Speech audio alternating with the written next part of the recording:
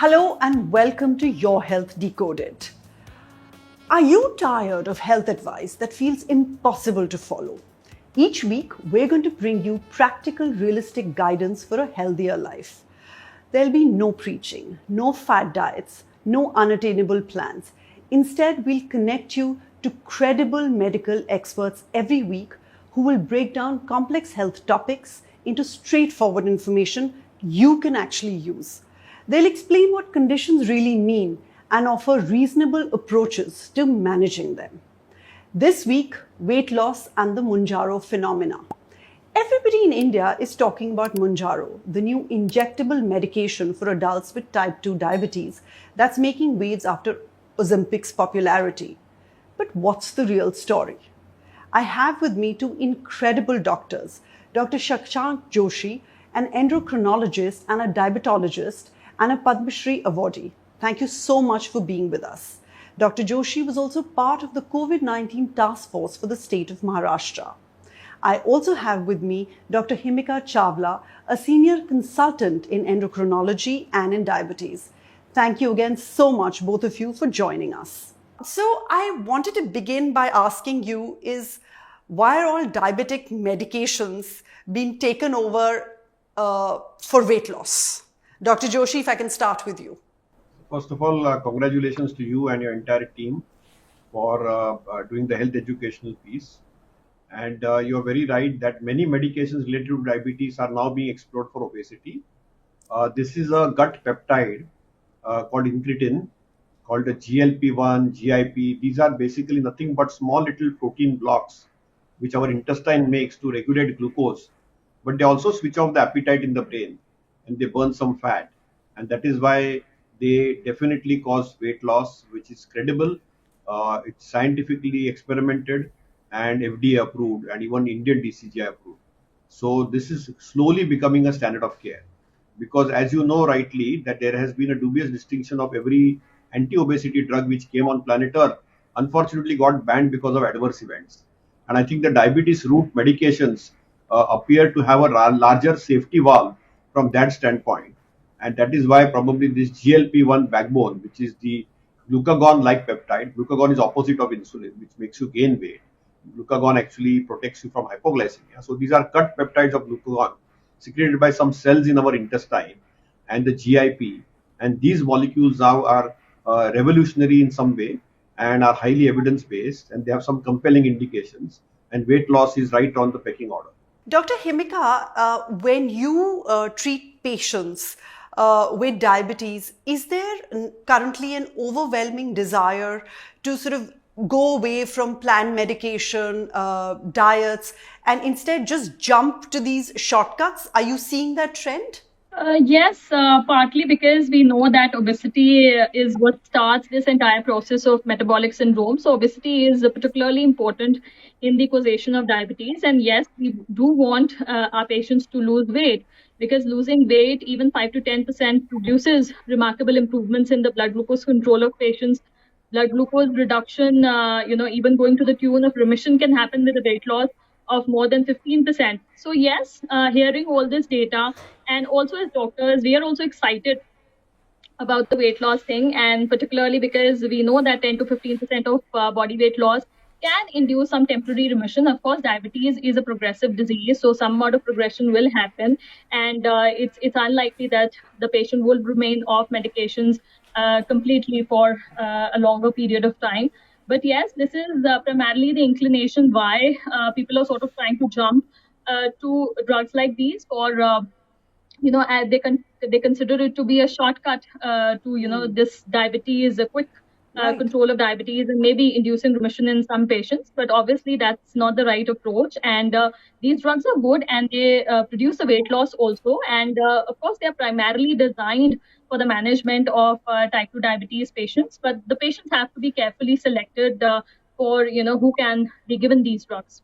When you say that patients have to be carefully selected, would you just elaborate on that a little? Yeah, of course. We do see that most of the patients with type 2 diabetes in the Indian context are also overweight or obese. But of course, that has to be seen. When the patient with type 2 diabetes comes to us, we have to assess what state the patient is in. Now, if a patient comes to us with really high blood glucose values, he is rapidly losing weight already, he's in a catabolic state, he may be also having some evidence of ketoacidosis in severe cases of diabetes. Now, these are not the patients where we will give drugs like these. And of course, the decision to start a GLP-1 receptor analog, or be it Mounjaro, which is the GLP, and the GIP agonist, is that these patients should be towards type 2 diabetes, and they should be preferably we would try to give it in patients who are overweight or obese, not the leaner patients. Then there are certain contraindications which we also have to keep in mind, like a history of pancreatitis or a history of a medullary thyroid cancer, where these drugs are not to be given. Of course, the patient selection is important, and ruling out the contraindications is important. And we'll also elaborate on the gastric side effects that these drugs could have. So that is also important. If the patient doesn't have too many pre-existing gastric issues, that patient may not be a very good candidate for this drug. Dr. Joshi, apart from diabetes, what one is also seeing is that a lot of people who just want to lose weight, they don't have diabetes, they want to use these medications. Now, how does one counter that? So, legally and officially, these drugs are now approved for weight loss. As Himika ji rightly said, that 5 to 10% loss is what they give. So, clearly, whether it is the semaglutide or the tirzepatide, which is a single agent or agent, they will cause weight loss anywhere between 5% to 15%, and based on the selection. But they have to be carefully supervised under medical supervision. These are over-the-counter drugs. There are contraindications, as she rightly said, of disease of the pancreas or gallbladder or any condition, and they have to be started with a very small dose and go slow, and then gradually titrate it. So they are a part of it. But obesity is a disease. Obesity is not some, and we are thin fat Indians. So compared to rest of the world like Caucasians or Africans, we tend to store more fat in our body composition.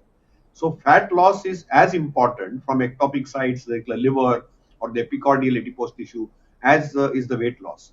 So these drugs definitely not only cause weight loss, but they also cause fat loss, and they have some compelling indications. Like, for example, somebody snoring with sleep apnea and they're needing a CPAP machine, or if they are, having a metabolically associated fatty liver disease, or as it is called as MFLD, then even that ectopic liver fat or the sleep apnea, that can also be resolved. So clearly we see that medications in obesity have a space. Obesity is the mother of all diseases, whether it's mental health issues, medical issues, various issues related to mechanical complications, and therefore treating the underlying cause and chopping off the fat. And we are, also we saw the pitch at the Fit India and the Khel Games, Honorable Prime Minister also talking about obesity, reducing fat by 10% and edible oils by 10%. So it's important to recognize that it's a compendium. These drugs are useful, but they have to be done in conjunction with lifestyle. They need a mental health screening. They need a onco screening, as Dr. rightly said, and they need, if appropriately indicated, weight loss and fat loss will give us medical benefits and health benefits. And also overall, they make you, because, remember, extra fat or obesity also has a lot of stigma and image related issues, and therefore people, when they lose weight, they tend to be happier also. So overall, I think from a health quotient standpoint, there are compelling indications for it. So it's very interesting that you say we're thin fat Indians. That's such an interesting term. I think all Indians will want to be thin Indians. But tell me, apart from those who obviously have conditions, either there's diabetes or they're obese and that's medically a problem, now there is a trend that is seen in youngsters who just want to lose weight, and they are going this route of Ozempic or Mounjaro without sort of looking at the side effects that you're talking about. How does one counter that? And you did refer to, body shaming or image issues. So should that not be countered with better planned diets or exercise, and not with these quick, easy drugs? So this needs medical supervision or endocrine supervision. You're very right. And it needs a plan. So the plan needs to include a lifestyle program of physical activity, behavioral modification, diet plan, a medication, sometimes even an endoscopy or surgery based on the various type of degree of obesity. So I agree with you totally that one should not be rushing just like a fashion, that I'm on a XYZ drug and there should not be any FOMO on this, or that type of a feeling in the young people. They need to be mindful. They need medical supervision, and they need to be ensuring that all this is done under medical supervision, so that there is no ulterior or unfortunate adverse events which occur. So remember that it's important to lose weight, and it has to be integrated part of a comprehensive weight management program, which includes lifestyle and some other measures as well. Dr. Chawla, tell me, for instance, in India, medical insurance is a huge deal. Now, are these drugs part of sort of the insurance packages that people come with? Is this something that the medical industry is considering? What is that scenario? Because there's been a lot of talk about how pricey these drugs are. Yeah, the drugs are definitely pricey, but in India, conventionally, it is definitely covered in the insurance plans in the West. So this drug, as sir mentioned, it is not only for obese patients, it is for particularly for diabetic patients who are obese. And if we treat the diabetes along with the obesity, we do get benefits beyond just the blood glucose control. We get a better cardiometabolic profile. We better get lesser number of cardiovascular events and the mechanical complications and the psychological issues that arise out of obesity. So yes, it's covered in the West, but in India, as we know that most of the insurance cover that we get is during the hospitalization. So these drugs have to be given long term. It's not like a 2 weeks or a 4 weeks or a month's therapy. They need to be given lifelong, also in certain patients. But yes, even if we don't say lifelong, we do say it's going to be a little long-term exposure, maybe a couple of years or maybe a year plus or so. So definitely these patients have to be prescribed these drugs on an outpatient basis. They are also getting covered under the various health schemes that the patients may be having, like central government health services or other, company-related health schemes that they may be beneficiary of. But again, not as a part of the insurance covered. It should be covered under the different health schemes or beneficiary that they may be part of. Not all the drugs. Currently, Mounjaro has just hit the market, so the indications are particularly in diabetes and also in patients with obesity without diabetes. But the coverage is not like you're not going to get for all the patients who are admitted, because it's a long-term therapy. It has to be continued on an outpatient basis. So, but currently, then it means that only very few in India will be able to afford these drugs. Compared to, let's say, normal diabetes medication versus Ozempic or Mounjaro. I mean, that's not a viable option for an average middle class family, right? True, because the indications are very wide for this. Sir has already outlined on many of these indications. So yes, considering the cost factor, this I think is the most important factor why we may not be able to give it to lot many of the patients who may actually benefit from this drug. So I think the cost is, of course, the biggest hindrance that may be there in the utilization of the drugs, and the patients who actually need it might not get it. I also wanted to ask you, Mounjaro versus Ozempic. You're two experts. What would you recommend? The Mounjaro and Ozempic are different in the way that Ozempic is particularly an agonist of the GLP-1 receptor, and Mounjaro is an agonist of the GLP-1 receptor as well as the GIP peptide. So it has a dual action. So that is why it also called as the twin incretin term is also given to it. So Mounjaro has a higher efficacy when we compare it to the action in terms of the weight losing capacity. So most of the trials have shown that Ozempic may produce a maximum weight loss of say more than 10% going up to 15% of body weight loss over a longer period of time, of course. While as Mounjaro, the highest weight loss could go up to more than 22 to 23% of body weight loss, and on average also the if you could reach to the higher doses of Mounjaro, you would usually get a more than 15% body weight loss in many of your patients, about 7 out of 10, at least 7 out of 10 of your patients. So when we talk about the absolute amount of weight loss, the efficacy of weight loss of Mounjaro is higher than Ozempic. When you talk about the cost is more or less similar as of now. Third thing, while as the Ozempic has not been officially launched in India, but it should be launched at a similar price that Mounjaro is. And thirdly, when you talk about the glycemic efficacy, that is more or less similar. So both of them would produce an HbA1c reduction of 2 to 2.5%.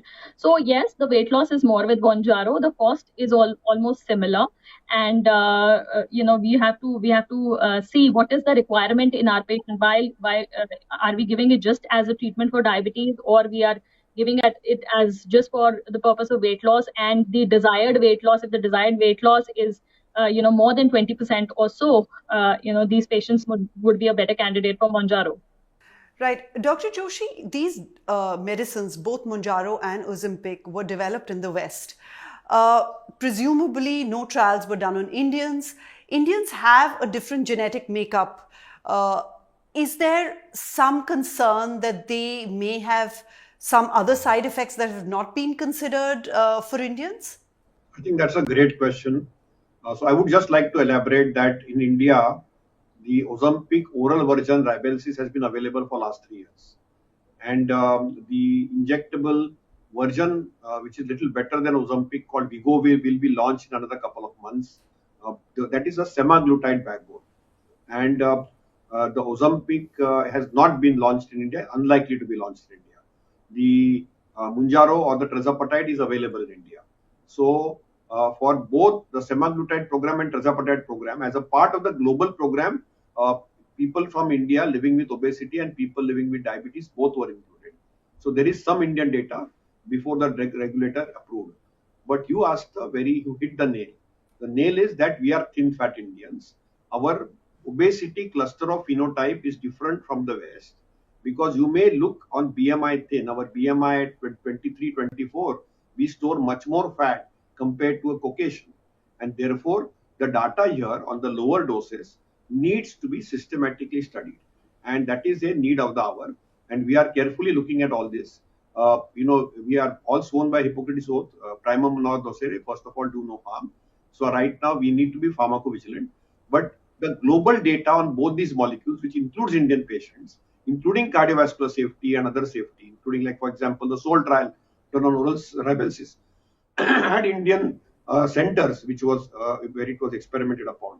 So we do have some Indian data on these molecules. But now that the molecule has been available, for example, oral Rybelsus for 3 years, and now Mounjaro will be available, now Wegovy will be available, we will be able to do pharmacovigilance. And nausea, vomiting remains to be on the top of the order. But the degree of fat loss and the degree of weight loss is likely to be more pronounced at a lower dose in the Indian population, is anecdotally an observation which I can tell you. But I think time will tell.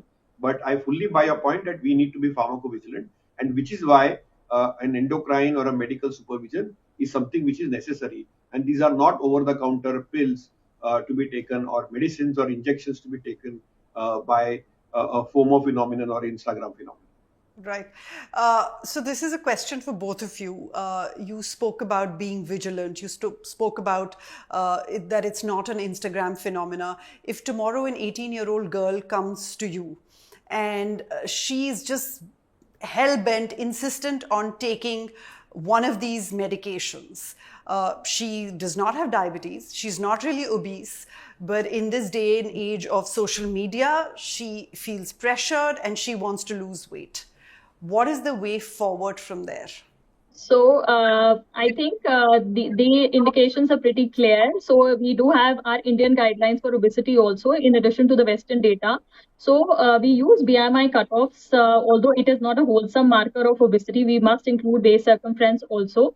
But even for an Indian patient, if the BMI is more than 32 without any comorbidities, then we can give drugs like these. And if the BMI is more than maybe even 27 as an Indian cutoff. For the Western, it's about 30.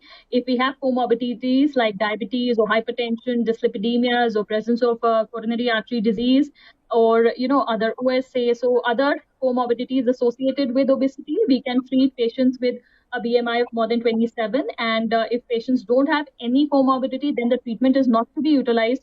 For patients at least who have a BMI of less than 32, you must not utilize. And for the Western population, the cutoff is 35 kgs per meter square. So coming back to this girl, so if this girl satisfies the criteria for the BMI, so an actual obesity, or she has some comorbidities, we must consider. Otherwise, the right approach is to counsel the patient, put her on a right kind of diet and exercise, and motivate her to work on the lifestyle modification better to get the results on the weight loss. Definitely, these drugs do have side effects, particularly when given in patients where the indication is not there. So I would definitely not consider giving this drug to a person just based on the psychological thing. Right. Okay, I also wanted to ask, our Indian diet is all puris and paranthas and aloo ka sabzi, and it's a fatty diet. Now, we take Mounjaro or Ozempic on one side, and then we go back home and sort of have all our fried ghee stuff. How does that work? Basically, these drugs switch off the appetite and make you eat less. So you will basically, that's how they work. So you tend to eat much less of food, and that is why the food industry is very concerned when these drugs got launched worldwide. And if you see their projections after 5 years and 10 years and 15 years, they realize that people will consume less food. That's the precise mechanism how they work and they play upon.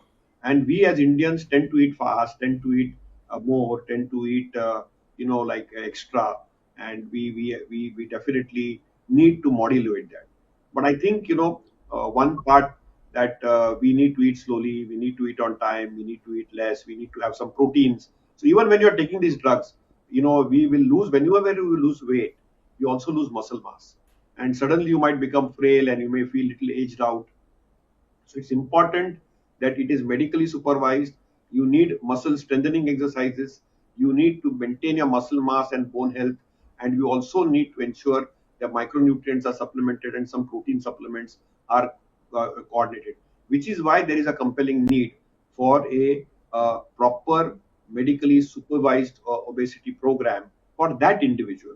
And therefore, it is important to recognize that obesity, being a medical disease, needs medical management under supervision, and it is not something to be done anecdotally over the counter. So that's something which is very crucial. And I agree that Indians tend to eat more and walk less. We have become very sedentary, and we also are, we love to generate stress. We take stress and give stress, and all this is important. So outcomes are not just health outcomes, happiness outcomes are as important. And I think these medications have evidence to show that not only the health outcomes and heart outcomes and other outcomes improve, but also the overall mental well-being also improves. So it's important that this has to be a team approach. We need a lifestyle coach with some dietary advice, some muscle strengthening exercises, a behavioral, or a mind coach. And eventually, we need to ensure that people take it properly without any adverse events and feel good and happy about it. But eventually, they can make a change in their lifestyle so that they stay a little lower on their BMI and stay healthier. Right. So, is there going to be a push from the medical community on ensuring that these are never over-the-counter drugs? I think there is a push from the medical community that these are anyway prescription drugs, only to be given by endocrinologists or internists or physicians. And even the Drug Control General has very clearly advised that these are drugs to be given under medical supervision. That's it this week for Your Health Decoded. Join us again for another episode. But to all those youngsters out there, stay with a good diet, exercise. Don't really look at these short-term drugs. Well, not short-term, long-term, but these shortcut drugs. Because as the doctor said, they are for certain medical conditions. Thank you, Dr. Joshi. Thank you, Dr. Himika. That's it for this week. Join us again next week for Your Health Decoded.